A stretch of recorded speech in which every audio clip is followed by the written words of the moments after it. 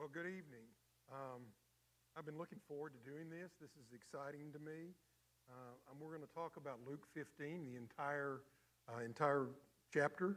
I want to start first with telling you my story. It's not a long story, but a short story. How did I get here? In 1972, I came back from the University of Oklahoma because I had a 1.7 grade point average. That was not too good. And my parents said, come back here, go to college, and we'll continue to pay for it. So I came back here, and I wasn't very happy about having to come back. But one Sunday, my mom came to me and says, hey, wait, why don't you come go to church with us again? And I said, I don't think so, Mom. I'm really not interested in that. She said, well, invite one of your friends. And I said, if I invite one of my friends, that church will eat them alive. There is no place for them there. They wouldn't understand who my friends are. In fact, I don't think I want to go back. And my mom, who loved me dearly, said, son, please come back one more time. We have a brand new preacher. Just listen to his sermon. And if you think you don't want to go here after that, we'll help you find a church to go to. I said, okay, Mom, I'll go. So I went and I sat in my usual place where we sat, and he started speaking. And about halfway through, I had tears running down my face. God took a bow and arrow and shot me in the heart. I had no idea what was happening to me. I'm telling you, it was a spiritual moment that I can't really explain.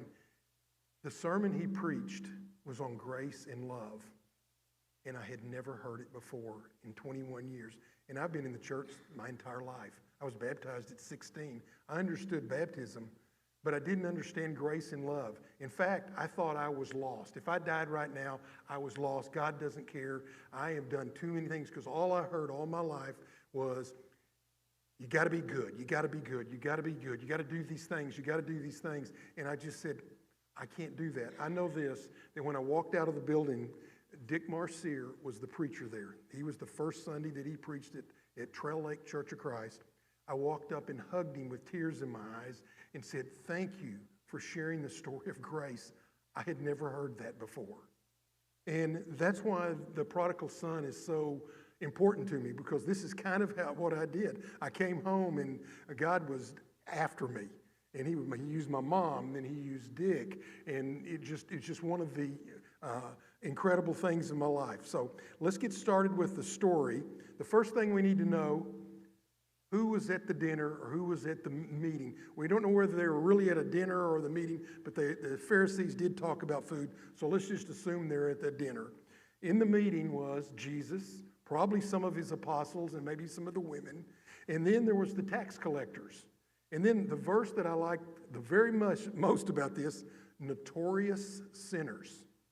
I said, what in the world is a notorious sinner? I thought, does Al Capone come into this thing? I said, notorious sinners. And then, of course, there was the Pharisees and the teachers of the law came. When we start reading this, Jesus heard them grumbling in the background, complaining about him being there, talking to sinners. So we're going to read the first two verses of this, and then I'll talk further about it. Tax collectors and other notorious sinners often came to listen to Jesus teach. This made the Pharisees and teachers of religious law complain that he was associating with such sinful people, even eating with them. So we have Jesus talking to notorious people. The Pharisees are complaining about it.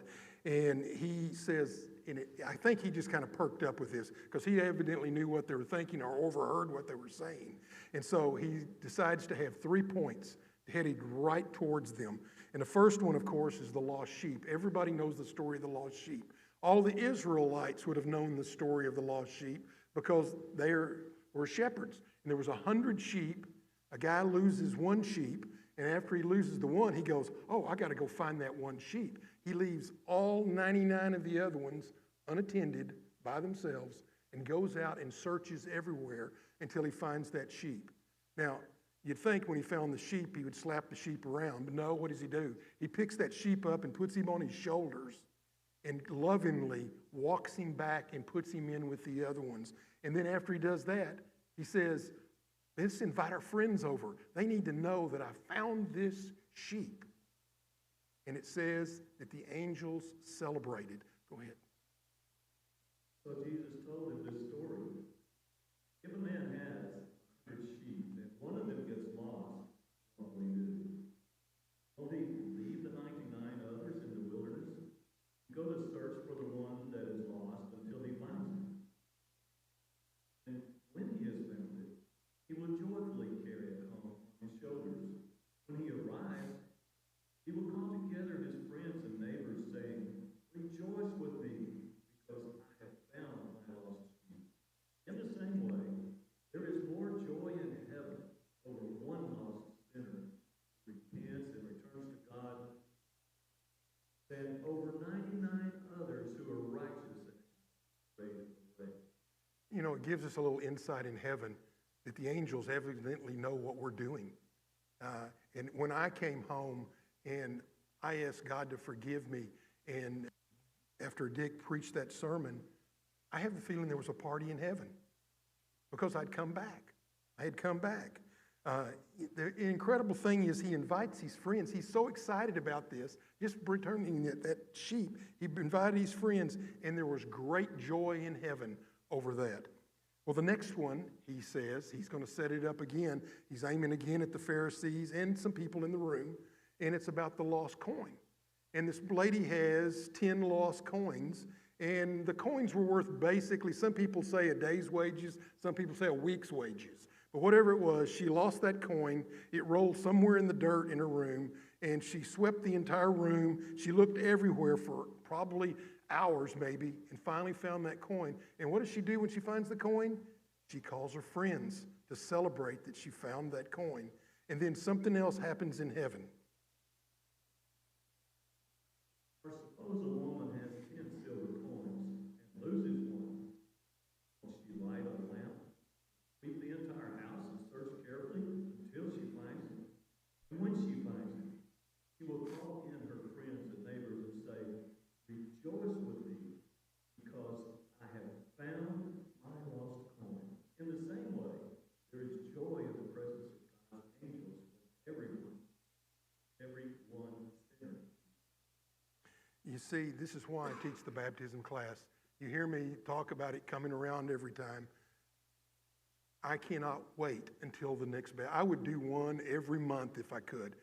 We probably could do that, but we just wait till there's enough people want to come. And I've already had people tell me, "Oh, we're all coming. We're coming." You can't imagine. Every week that Ron and I do this, there's 10, 12 people in there in the baptism class learning about it.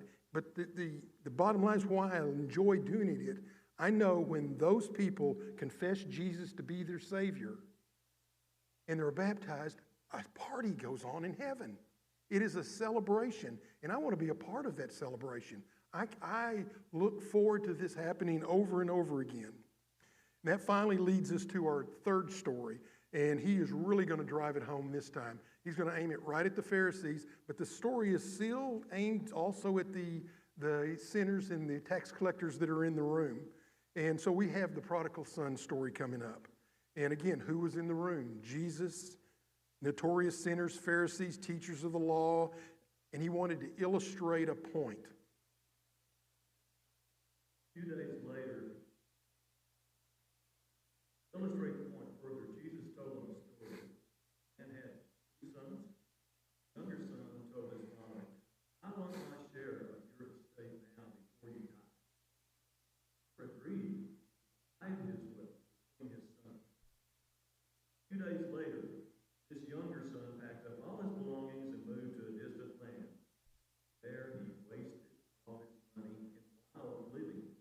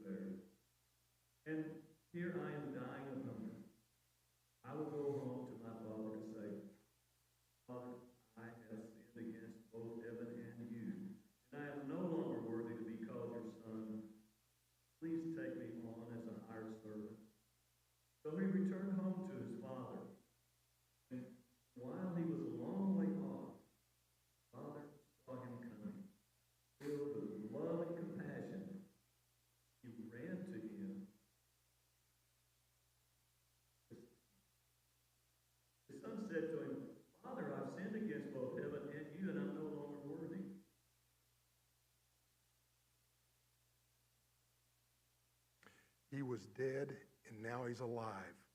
There's a difference between this verse and the other two. In the other two, it said they were lost.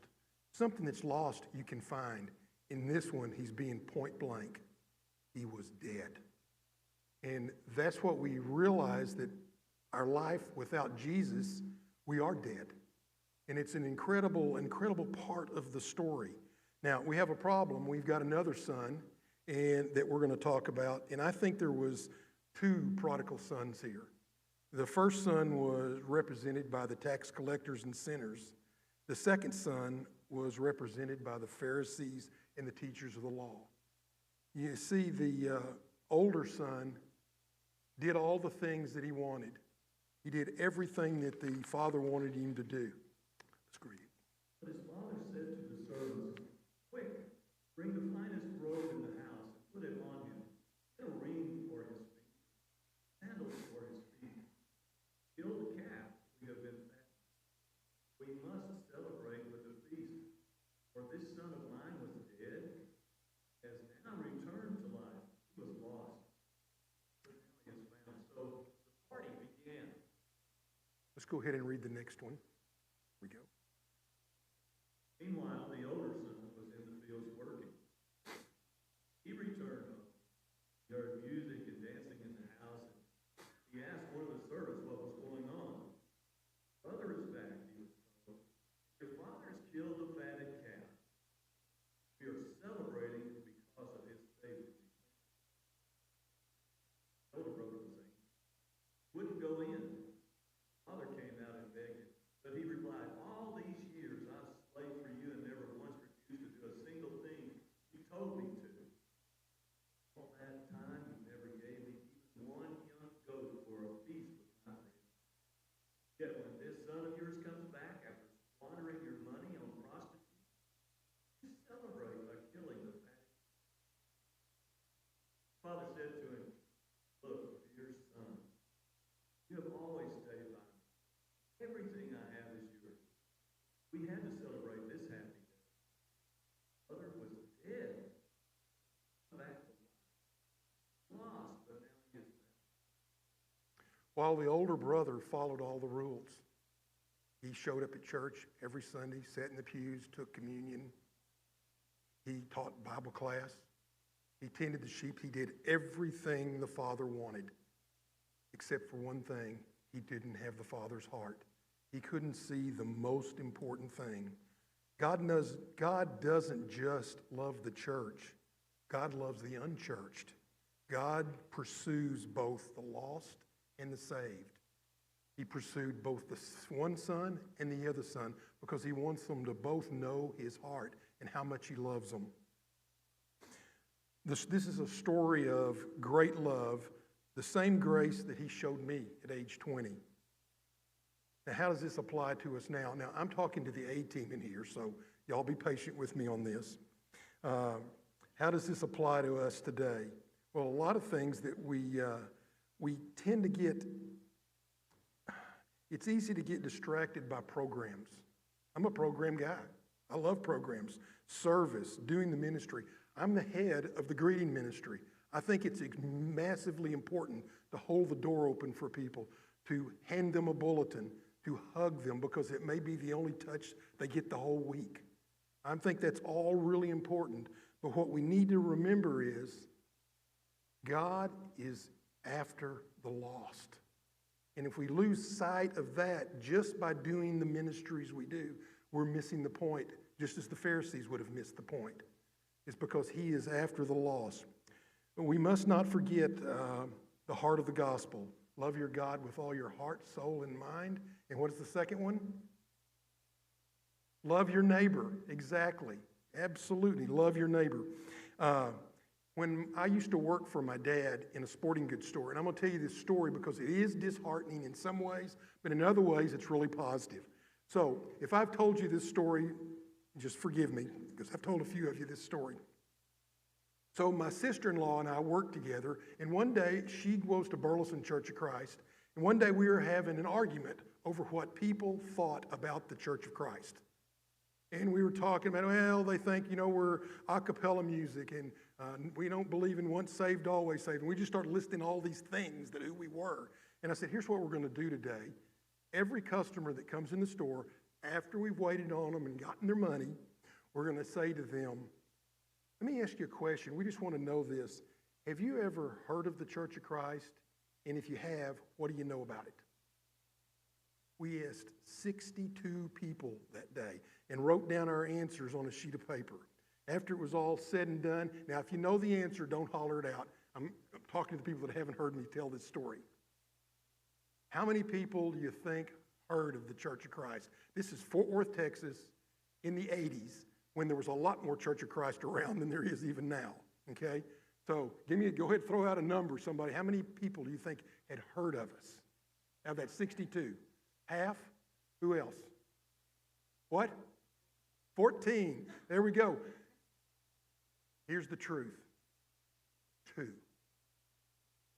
had ever heard of us. Not that they knew anything about us, had ever heard of us. And the 2 were this. 2, I can remember it this day, these were 2 men in suits, and they came in and bought golf equipment from me. And they were fixing to go play golf. And the one, when I asked the first one, he goes, I don't know what you're talking about. And the other one says, Bob, don't you remember our secretary? She got really sick, and we called her to see if she needed food, and their church covered her up with food, and she didn't need any food. I think she was Church of Christ. That was all the other one even knew about us. Now, as I said, there's a good side and a bad side. The bad side is we as a Church of Christ, as a body of believers, have somehow stuck our head in the sand thinking that everybody knows who we are. They don't anymore. They don't know who we are at all, and that is sad, because that secretary should have somehow let those guys know that where she was from, that she was a believer. I'm just saying that's one thing.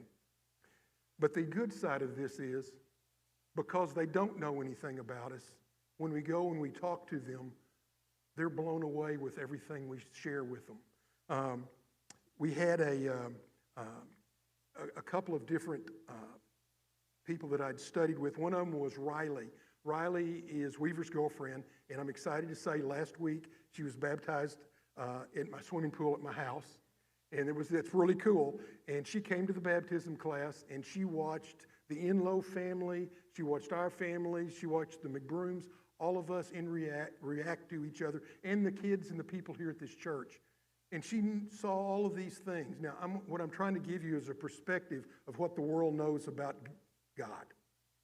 So, y'all are doing Vacation Bible School, and you're in here singing a song, and I asked her permission to say this to you. So, you're singing the song, Father Abraham. When it was over with, she gets in the car with Maggie and Weaver and said, who is Father Abraham? What I'm trying to say is, the world, which is about 60% now, they say 60% of America doesn't really know God at all. So there's a huge chunk of people that doesn't know him at all. They don't know much of anything. We were doing Vacation Bible School at Alta Mesa Church of Christ a long time ago, and we're doing the story of Joseph. And it was the 3rd night, and this lady walks up to me and says, Mr. Weaver, I'm really confused about this. I've told my child Jesus is coming, and he hasn't showed up in this story yet. What's going on? I said, well, this is the story of Joseph from the Old Testament. Again, I'm trying to make the point. They don't know anything. And that's why it is the most, I don't know what the right word is, it is so easy to talk to them, because as you share the good news with them, they look at you and you go, that's in the Bible, that's in there, and they eat it up. It's amazing. They just soak it up, and they want to hear more and more. The last story I want to share with you on this is that the first time I ever taught this baptism class like I'm teaching now. I was at the Hills, and Carl Kaiser was he was the outreach minister. He asked me to come help him teach it. So I sat in his class. I watched him teach it. 3 or 4 people were baptized that day. I thought this was really cool. And I said, Kyle, what I want to do is come to this 2 or 3 times and really get it down before I do this. Well, the next month rolls around, and the day before the baptism class, he calls me and says, Wade, I have to go out of town. You have to teach it.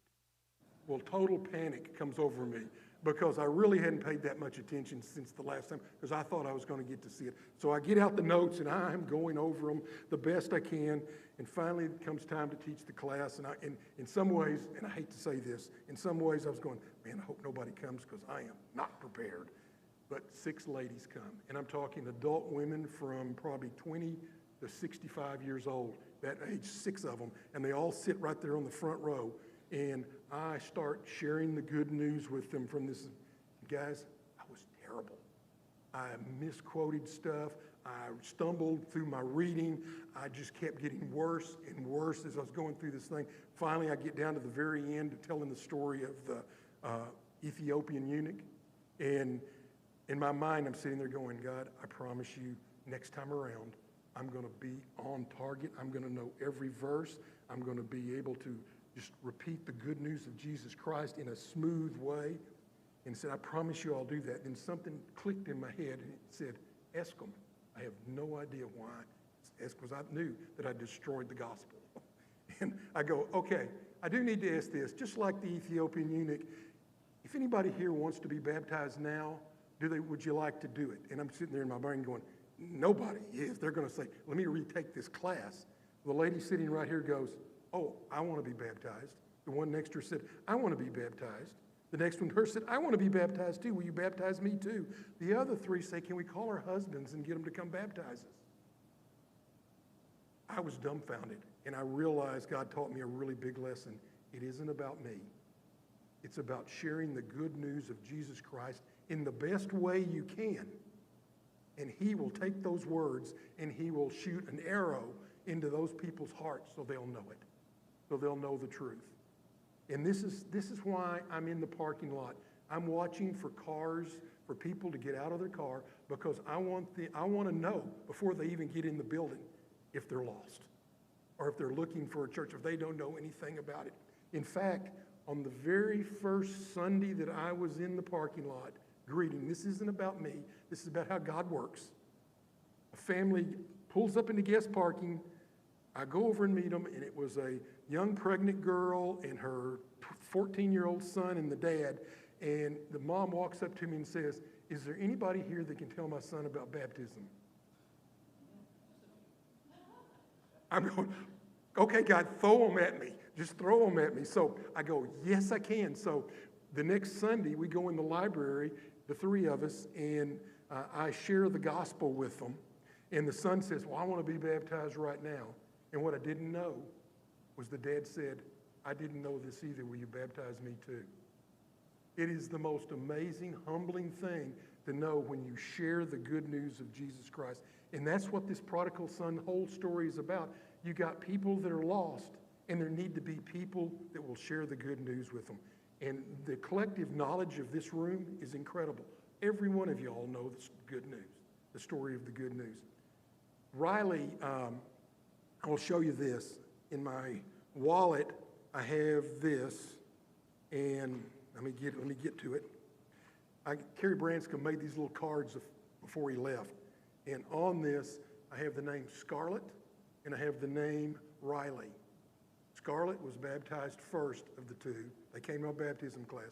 These were you can have more than one. These were my 2s. These 2 girls I prayed for. Every time I saw this card, every time I went to bed, that God would reach them, that he would touch them. And that's what I'm challenging you to do. It's real easy. Get you a 1, just 1 person, and never stop praying for them. Because God is running at them. He's not being inactive. He is running at them. He's going to give them every opportunity to follow you. There was, in closing, I'm going to have one more story. There was a postman at Alta Mesa Church of Christ, and his name was Joe Gentry, and his wife was the secretary in the auditorium.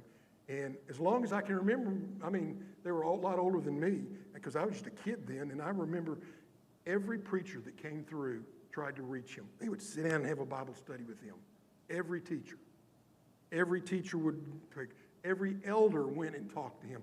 He came to everything. He came to all the activities. He did everything with her until finally one Sunday, they decided to have small groups. Okay, I'm pointing at our small group guy back here. They decided to have small groups, and they said, please try small groups on Sunday night for 6 weeks. If you don't like it, then we'll come back and we'll do it in the auditorium on Sunday nights. And his wife went nuts. My husband comes with me every Sunday night. Now you're taking an opportunity away from me to go. And she just went off on every elder, every person she could find. And he finally looked at her and said, honey, it's just for 6 weeks. That's all we have to do. So he goes to his first small group. And the next Sunday, he's in the baptistry. Why is he in the baptistry? Because what he thought was that everybody was fake and they were putting on a facade. And when he got into the small group and you started praying with each other and touching each other's hands and you were loving on each other, he realized it was authentic. And that's what changed Joe's life. Joe died 6 months after that of cancer. He didn't even know he had it before that. And it's amazing. This is God running at somebody and over 20 or 30 years never giving up on that person. Even when his wife didn't want him to go to whatever it was going to do to save him, which is pretty incredible. Let me read let's go ahead and pop up the last verse, and I'll let the voice of God read that, and then I will be done. The Lord isn't really being slow in that response. As some people think. No, he's being patient for your sake. He does not want anyone to be destroyed, but wants everyone to repent. Let's stand as we sing.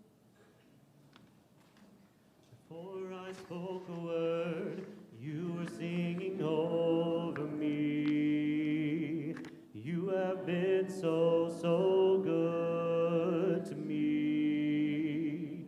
Before I took a breath, you breathed your life in me. You have been so kind to me. Oh, the overwhelming, never-ending, reckless love of God. Oh, it chases me down, fights till I'm found, leaves a 99. I couldn't earn it, I don't deserve it, still you give yourself away. Oh, the overwhelming, never-ending, reckless love of God. When I was your foe, still your love fought for me. You have been so good to me. When I felt no worth, you paid it all for me. You have been so kind to me. Oh, the overwhelming, never-ending, reckless love of God. Oh, it chases me down, fights till I'm found, leaves a 99. I couldn't earn it, I don't deserve it, still you give yourself away. Oh, the overwhelming, never-ending, reckless love of God. There's no shadow you won't light up, mountain you won't climb up, coming after me. There's no wall you won't kick down, lie you won't tear down, coming after me. There's no shadow you won't light up, mountain you won't climb up, coming after me. There's no wall you won't kick down, lie you won't tear down, coming after me. Oh, the overwhelming, never-ending, reckless love of God. Oh, it chases me down, fights till I'm found, leaves a 99. I couldn't earn it, I don't deserve it, still you give yourself away. Oh, the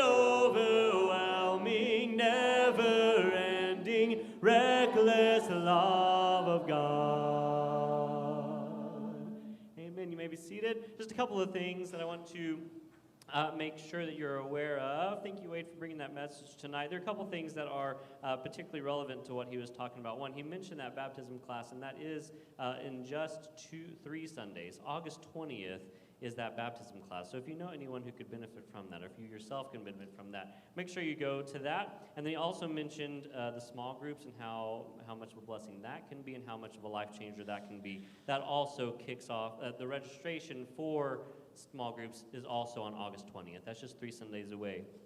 So make sure you have both of those kind of on your calendar, especially if you're not already involved in a small group. If you know anyone who could benefit from those things, make sure that you pass that on to them. And then just one more thing, not this Sunday, but next Sunday night is our back-to-school ice cream social. Whether you're going back to school or not, come have ice cream. It's a great evening. Thanks for being here.